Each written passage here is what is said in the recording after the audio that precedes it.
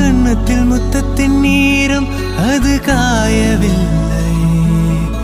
கண்களில் ஏன் இந்த கண்ணீர் அது யாராலே? கண்ணியின் கழுத்தை பார்த்தால் மனமாகவில்லை. காதலன் மடியில் பூத்தாள் ஒரு பூ போலே.